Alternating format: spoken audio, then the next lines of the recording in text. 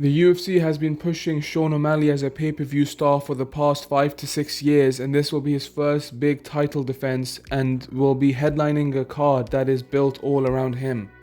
So is he going to prove to be that guy against someone like Chito Vera, someone that he lost to before? Is he going to get that revenge and set off a big title run, or is this going to be a bit of a non-event?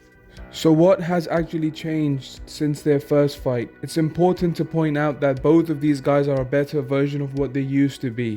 Chito Vera has always been one of the best defensive strikers in the UFC, and he's only gotten better in the last few years. Even though he's lost some fights, he is incredible at not taking too much damage, and his offensive arsenal has only improved.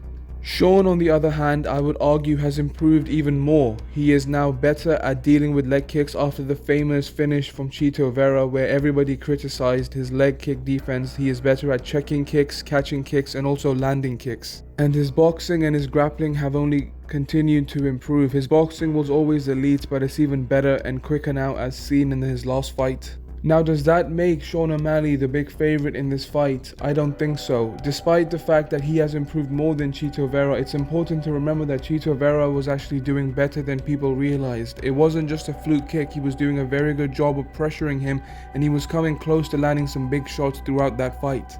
And it's worth knowing that Chito Vera in the last 3-4 years has become very good at piling on the pressure as the fight goes on, and that's important because this is a 5-round fight. In his other 5-round fights, such as Corey Sandhagen's one or the one against Dominic Cruz, he actually gets better as the fight goes on, especially in the one against Dominic. And this was also the case in his last fight against Pedro, where he lost the first round and was looking all at sea for the first 7 minutes, but then started to pick up, and by the end he was teeing off on Pedro, and it's kind of surprising that he didn't even finish him.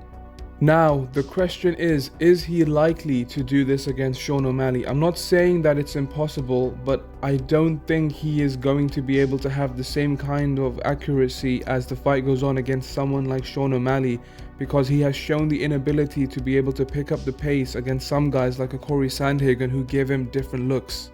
And I'm not saying that Corey Sandhagen and Sean O'Malley are the same fighter, but they're both very similar in that they're both very tall for the division, they're both very long for the division, they have a height and reach advantage over Chito, and they both have a very good habit of being able to throw out a lot of different looks from both stances.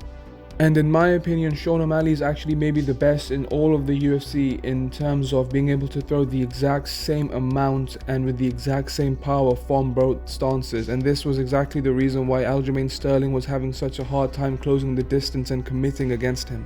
In my opinion, Sean O'Malley is going to be able to this time round do a way better job of keeping the distance and making sure that Chito Vera is not landing consistent leg kicks, and as a result will start to tee off as the fight goes on, and I don't think that Chito will be able to close the gap by the end of the fight. And even though you wouldn't think this when you actually see Sean for the first time, and especially based on the way the UFC push him as this crazy young star, he's actually very disciplined. Him and his coach do a very good job of sticking to a game plan, and they don't take any silly risks. The Pedro Munoz fight is the perfect example of this, where everybody knows Pedro is willing to wait and shoot on Sean as soon as Sean opens up, but Sean did a very good job of keeping the distance, staying patient, and just relying on his kicking game. This, in my opinion, will be a key factor in this fight because neither of these guys actually take too many silly risks. They're veterans at this point, even though both of them are not too old. They have a lot of UFC bouts underneath their belt. They've both been in 5-round fights, or at least in 5-round camps now. And especially, like I said, since Sean O'Malley is so disciplined and it's his title, meaning he has way more to lose, especially with the way the UFC has been pushing him and the money at stake, he, in my opinion, will not take any silly risks unless Chito Vera presents his chin and opens up.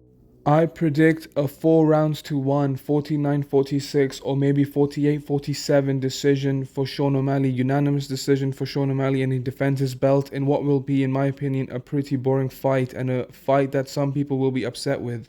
But I'm not going to count Chito out. Chito is one of the best in the UFC at picking up pace, making reads, and connecting big shots, so I still give him a good 35% chance of being able to land that big shot and pick up a late finish, but I have to go with my gut, and I think Sean O'Malley will get this done.